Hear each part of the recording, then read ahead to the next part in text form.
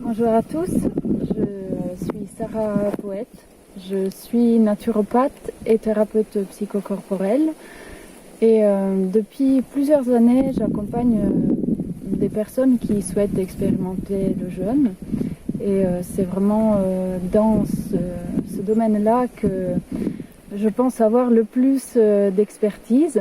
Je reçois en consultation individuelle, en séance individuelle pour des personnes qui souhaitent entreprendre un suivi en thérapie biodynamique. Je propose également des séjours, des stages et dans mes stages, la particularité est peut-être le fait que je propose une approche assez globale, holistique, où s'il s'agit de séjours autour de l'alimentation saine, je prends le temps de cuisiner avec les gens. Et je me suis aperçue, j'ai eu beaucoup de témoignages très positifs en ce sens, parce que souvent, quand on parle de réglage alimentaire, ça peut rester un concept assez vague. On donne des conseils, en tout cas en tant que naturopathe, nous sommes amenés à donner des conseils. Moi, j'ai ressenti très vite le besoin de entrer dans une dimension très concrète et expérientielle et sensorielle avec les gens. Et en général, c'est une étape qui marque quelque chose dans leur évolution, parce que parfois, il y a aussi un besoin de se réconcilier avec cette dimension de l'alimentation. Cette dimension de l'alimentation, de la nourriture, a aussi une connotation très affective. Et c'est souvent par le fait d'être en groupe, d'aborder ça à partir de son ressenti profond, que j'ai constaté la personne arriver à passer un cap et parfois démarrer une nouvelle étape de sa vie où par l'alimentation elle arrivait à se faire du bien. Quand je repense à comment je me suis rapprochée du jeûne et à mon premier jeûne, effectivement, j'aurais jamais pensé que ce serait devenu une partie de mon activité. Et au contraire, je l'ai senti pour moi-même comme une étape très importante où ma recherche de sens trouvait des réponses en moi. Dans mon ressenti, dans mon bien-être. Et c'est pour ça que j'ai eu envie petit à petit de m'intéresser à cette dimension de l'accompagnement. Et c'est de ça que j'ai envie de vous parler au cours du sommet, parce que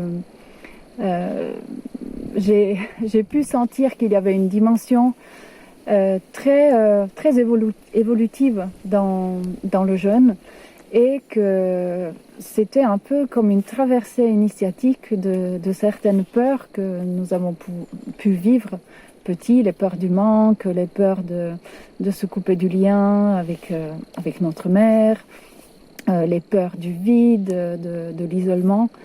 Et c'est pour ça que j'ai vu que l'accompagnement de ces jours en groupe, cette dimension de petite communauté qui se crée pendant une semaine, pouvait être très bénéfique.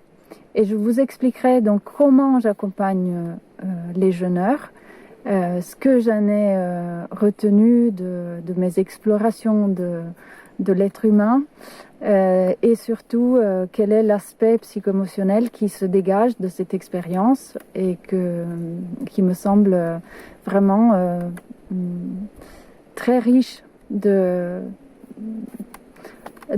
bienfaits et aussi de possibilités d'évolution personnelle. Pour ce sommet, la journée du samedi, je vais vous proposer un atelier qui est issu un peu de ma pratique de thérapeute psychocorporelle. où on va aborder un peu plus la régulation neurovégétative. Alors c'est un mot qui peut peut-être faire peur, mais l'idée c'est que vous puissiez expérimenter une sorte de vague corporellement parlant, avec la mobilisation d'énergie très différente, pour sentir que à la fin de cette vague, vous allez pouvoir ressentir une impression d'équilibre à l'intérieur de vous-même. Cet atelier reprend bien évidemment tous les travaux aujourd'hui très actuels sur la théorie polyvagale, l'approche des traumatismes. Et en effet, c'est lorsque nous permettons à notre système nerveux autonome de se rééquilibrer que nous allons pouvoir vraiment exprimer le plus authentique de nous-mêmes. La conférence du dimanche est centrée sur l'aspect de la reprise alimentaire après un jeûne.